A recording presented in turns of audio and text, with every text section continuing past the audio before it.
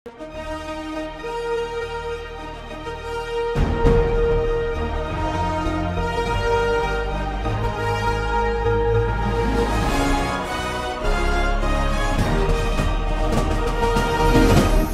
பார்த்து கொண்டிருப்பது உங்கள் ஜாஷ்வா டிவி, சகல ஜனங்களுக்கும் நற்செய்தி.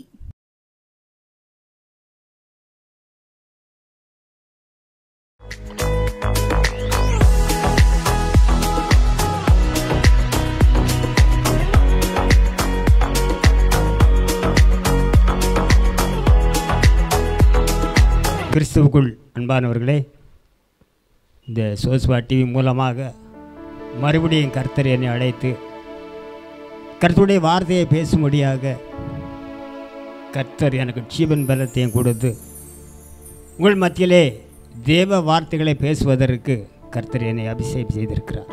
ஆனபடினால இந்த வேளையிலும் கூட சத்தியத்தை அறிவீர்கள், சத்தியம் உங்களை விடுதலையாக்கும் என்று சொல்லி கர்த்தர் பேசுகிறார். ஒரு வசனத்தை வாசித்து அப்படி ஜெபிக்க ஆரம்பிக்கப்படுகிறேன்.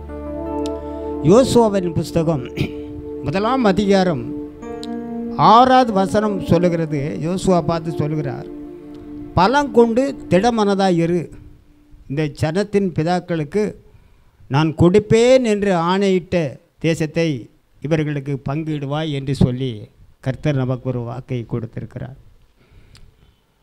ஒரு வார்த்தைக்காக நம்ம ஜெபிப்போம். ஸ்தோத்திர ஆண்டவரே, நன்றி இயேசு சாமி, பலன் கொண்டு திடமனதாக இரு என்று சொல்லி எங்களுக்கு நீர் வார்த்தையை கொடுத்திருக்கிறீர்கள்.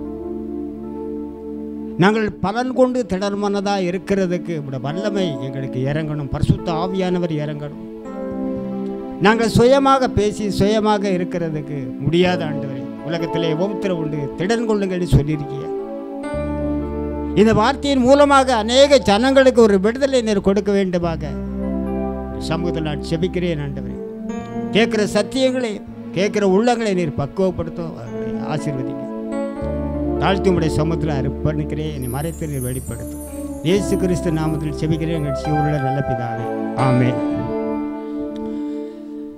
நான் உன்னை விட்டு விலகுவதில்லை,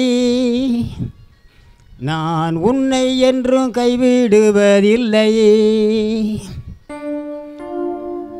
நான் உன்னை விட்டு விலகுவதில்லை, நான் உன்னை என்றும் கைவிடுவதில்லை, நான் உன்னை காண்கின்ற தேவன், கண்மணி போல் உன்னை காப்பேன், நான் உன்னை காண்கின்ற தேவன், கண்மணி போல் உன்னை காப்பேன், நான் உன்னை விட்டு விலகுவதில்லை, நான் உன்னை என்றும் கைவிடுவதில்லை.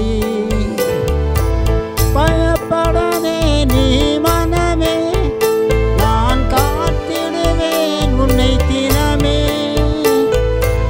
பயப்படாதே நீ மனமே, நான் காத்திடுவேன் உன்னை தினமே. அற்புதங்கள் நான் செய்திடுவேன், அற்புதங்கள் நான் செய்திடுவேன், உன்னை அதிசயமாய் நான் நடத்திடுவேன், உன்னை அதிசயமாய் நான் நடத்திடுவேன். நான் உன்னை விட்டு விலகுவதில்லை, நான் உன்னை என்றும் கைவிடுவதில்லை, நான் உன்னை காண்கின்ற தேவன், கண்மணி போல் உன்னை காப்பேன், நான் உன்னை காண்கின்ற தேவன், கண்மணி போல் உன்னை காப்பேன், நான் உன்னை விட்டு விலகுவதில்லை, நான் உன்னை என்றும் கைவிடுவதில்லை. அல்லேலூயா. கிறிஸ்துவுக்குள் அன்பானவர்களே, இந்த யோசுவாவை குறித்து நம்ம பார்க்கும் பொழுது அங்கே நான் பங்கிட்டு கொடுப்பேன் என்று சொல்லும்போது இன்றைக்கு உள்ள சமுதாயத்தில் இன்றைக்கு உள்ள நாட்களில் பல பிரச்சனைகள், ஒரு போராட்டங்கள் இருக்கிற அப்படின்னா அதையும் கர்த்தர் அங்கே ஒரு தேற்றும்படியாக ஒரு வார்த்தையை கொடுக்குறார்.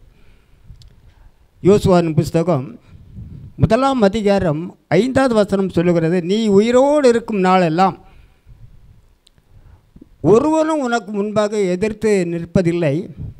நான் மோசேயோடு இருந்தது போல உன்னோடு இருப்பேன். நான் உன்னை விட்டு விலகுவதும் இல்லை, உன்னை கைவிடுவதும் இல்லை என்று சொல்லி இங்கே கர்த்தர் நமக்கு ஒரு வார்த்தையை கொடுத்திருக்கிறார். பிரியமானவர்களே, அப்படி என்று சொன்னால் மோசேயோடு இருந்தது போல நான் உன்னோடு கூட இருப்பேன் அப்படின்னு சொல்லி ஒரு வார்த்தையை கொடுத்துருக்கிறார் அப்படின்னு சொன்னால், இன்றைக்கி அநேக ஜனங்கள் இன்றைக்கி நம்பக்கூடிய ஒரு நம்பிக்கை என்ன அப்படின்னு சொன்னால், நம்ம கூட ஆண்டவர் இருக்காரா இல்லையா அப்படிங்கிற ஒரு சந்தேகம் தான் எழும்புகிறதே தவிர, அப்போ கர்த்தர் நம்மோடு இருக்கிறார் என்று சொல்லி ஒரு விசுவாசம் இன்றைக்கி இல்லை. அதனால தான் அன்றைக்கி யோசுவாவுக்கு ஒரு வார்த்தையை கொடுக்குறார். அப்போ அந்த வார்த்தையை கொடுக்கும்போது 7வது வசனம் போட்டிருக்கு.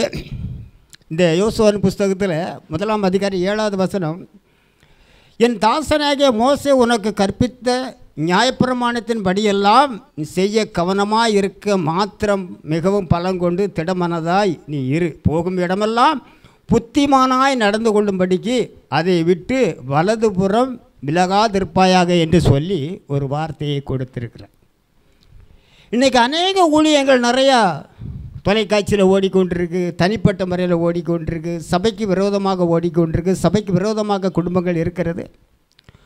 ஆனால் இந்த யோசுவாவுக்கு கற்பிக்க ஒரு ஆண்டவர் கற்றுக் கொடுக்குற வார்த்தை என்ன அப்படின்னு சொன்னால், புத்திமானாய் இருக்க வேண்டும் என்று வேதம் சொல்லுகிறது. பிரியமானவர்களே, இன்றைக்கி ஒரு குருவி நம்ம வேடன் கைக்கு தப்பு வைக்கணும் அப்படின்னு சொன்னால், அது தெரிக்கும் போது அது மூளையை உபயோகப்படுத்தி அது விளைகிறது. ஆனால் மனுஷனுக்கு பாவத்திலிருந்து விலகிறதுக்கு மனம் இல்லாமல் இன்றைக்கி மக்கள் ஓடிக்கொண்டு இருக்கும் பொழுது எப்படி நம்ம வாழ்க்கையை கொண்டு போகிறது?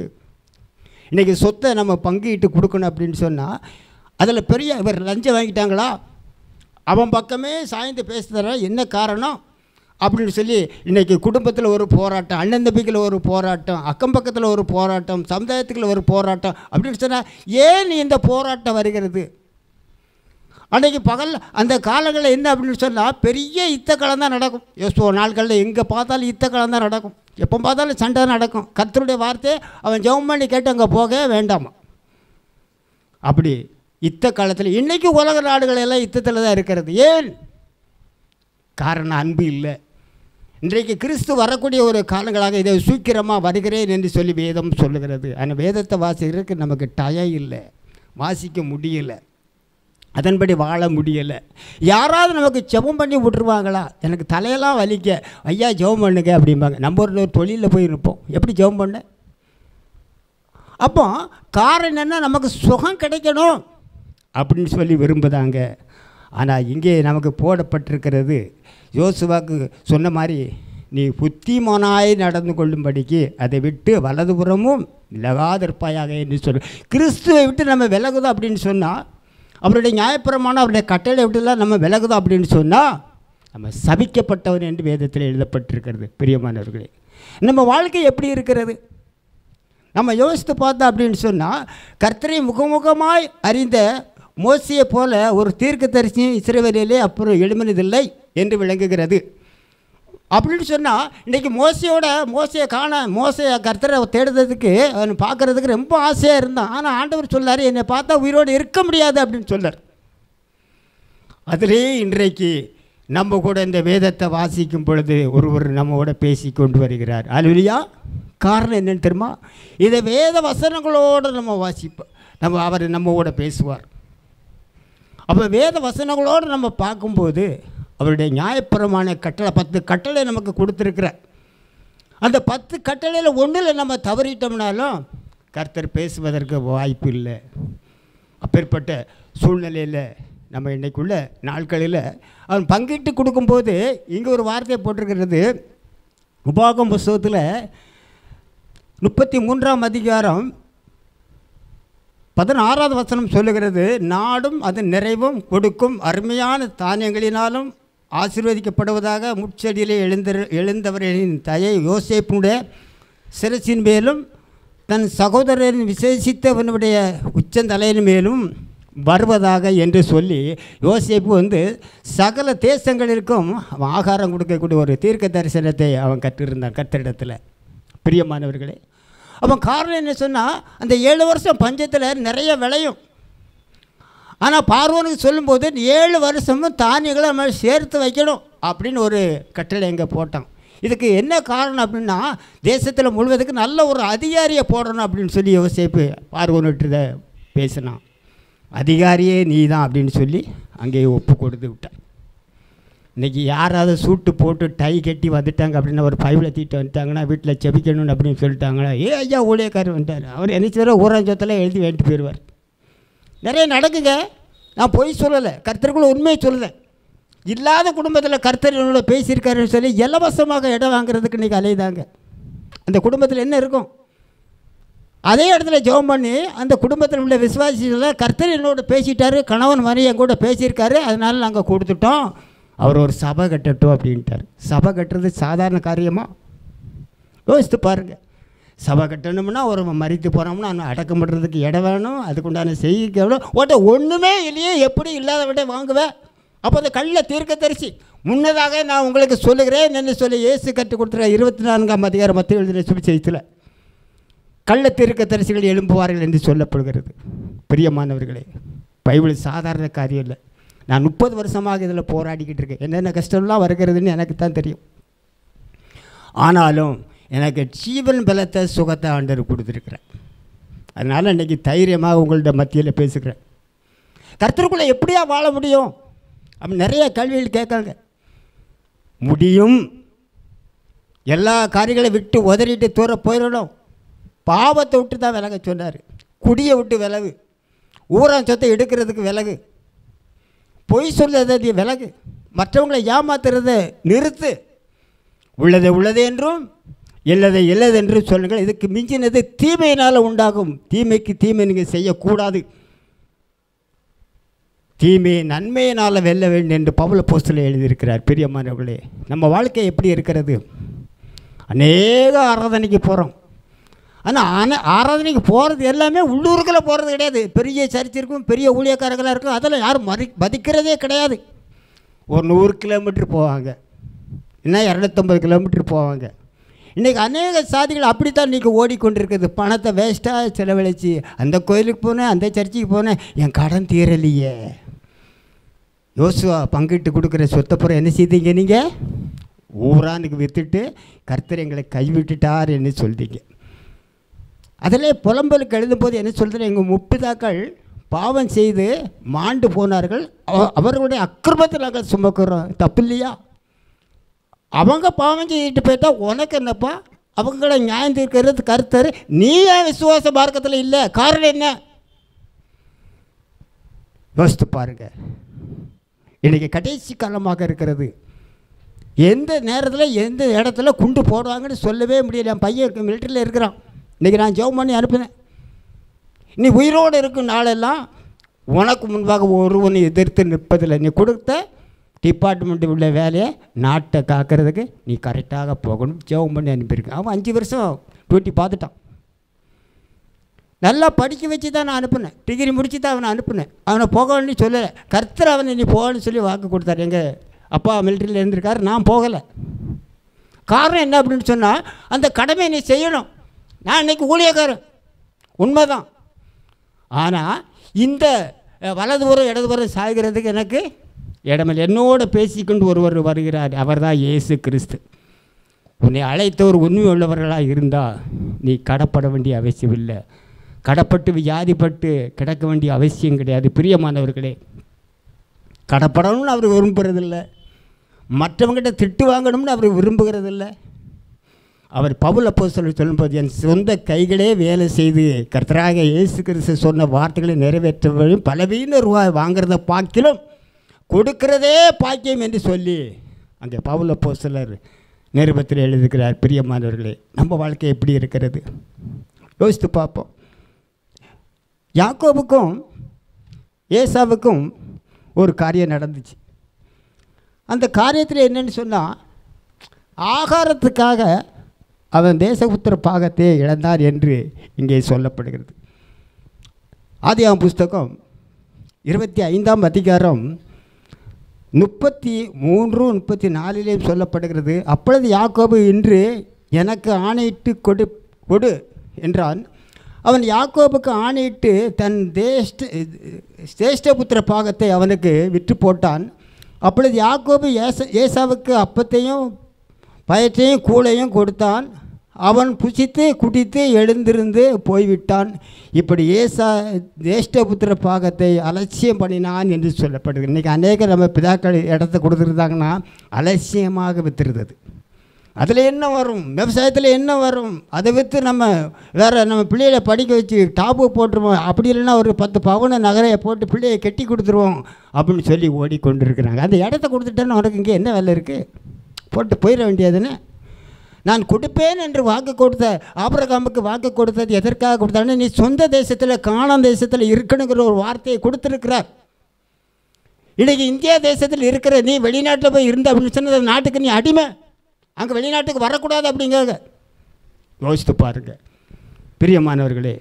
நான் எதற்காக இதெல்லாம் சொல்ல அப்படின்னு சொன்னால், என்னோட ஆண்டவர் பேசிக்கொண்டு நீ சொந்த தேசத்தில் இருந்து கர்த்தரை தொழுது கொண்டு வருஷத்தில் 4 லட்ச ரூபாய்க்கு நீ மாதத்தில் வேலை பார்த்தாலும் 25,000த்துக்கு வேலை பார்த்தாலும் போதும், கர்த்தரை தேடணும் அப்படின்னு சொன்னால் நித்திய சிவன் ஆண்டவர் உனக்கு வைத்திருக்கிறார். பிரியமானவர்களே, அங்கே வெளிநாட்டில் சுகபோகமாக வாழலாம், சம்பளம் வாங்கலாம், அப்போ நான் ஜாலியாக இருக்கேன். ஆனால் அந்த நாட்டுக்கு நீ என்ன செய்த?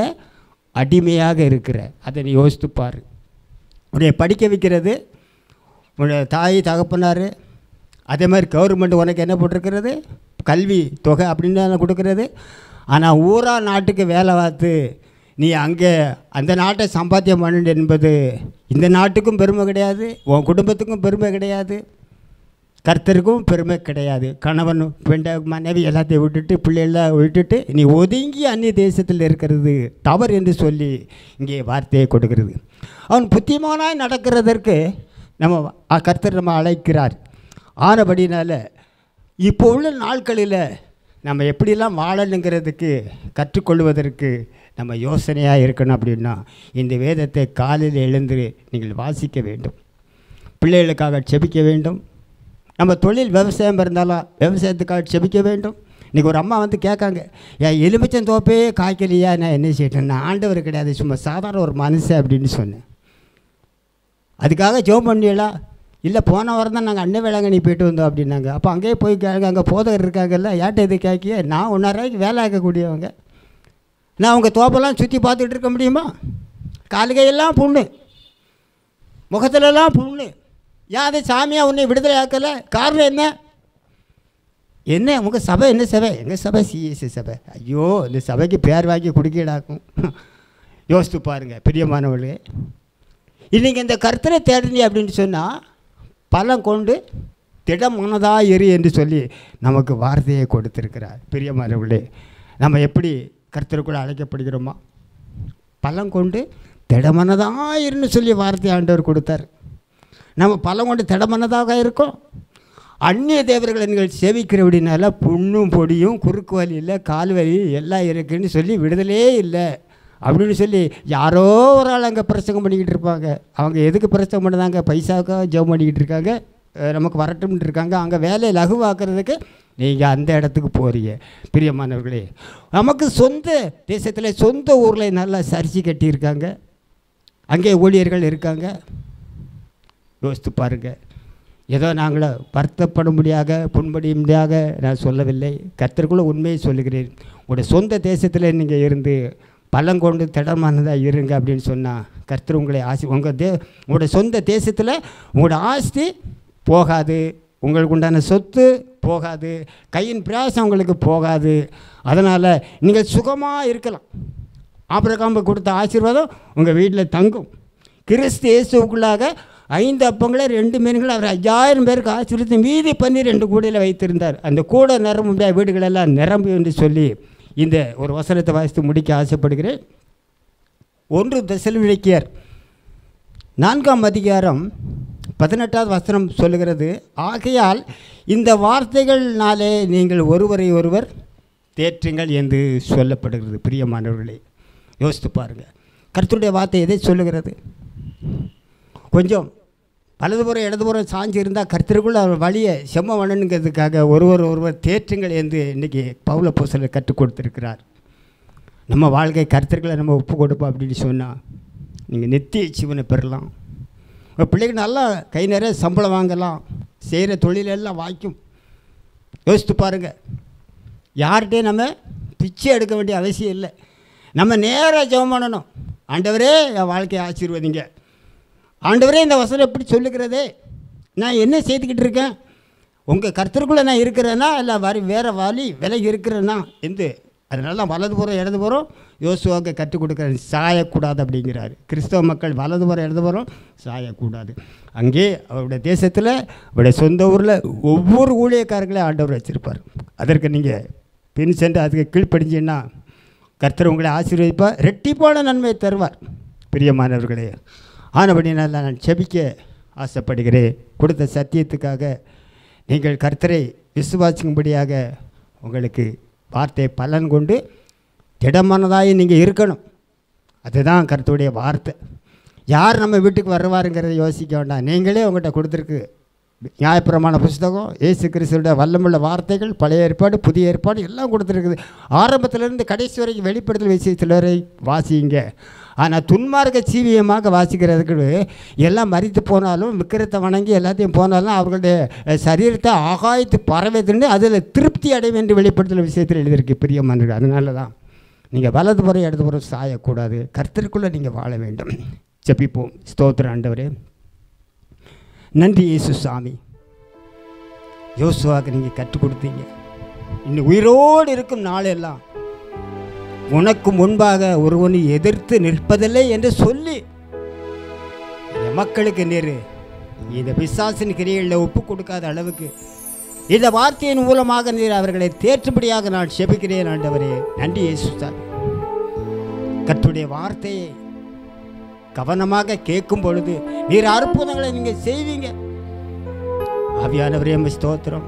சோசுவா டீம் மூலமாக கேட்குற சோசுவா டீம் நடத்துகிற குடும்பங்களுக்கும் இந்த மியூசிக் போடுற மகனுக்கும் சாலமனுக்கும் குடும்பங்களையும் நீர் ஆசீர்வதிக்க முடியாது செபிக்கிறேன். வரக்கூடிய நாட்களில் நல்ல ஒரு காலம் மழைகளை நல்ல செழிப்பாக நீர் கட்டளையிட வேண்டுமா செபிக்கிறேன். மற்ற இடங்கள் வெள்ளம் அள்ளிட்டு போகிறது. அதுக்கு தேவையான மழைகளை எங்கள் தேசத்தில் கட்டளையிடுங்க. தாழ்த்தி முடிந்த சமூகத்தில் அர்ப்பணிக்கிறேன். இயேசு கிறிஸ்து நாமத்தில் செபிக்கிறேன். எங்கள் ஜீவனுள்ள நல்ல பிதாவே, ஆமேன், ஆமேன்.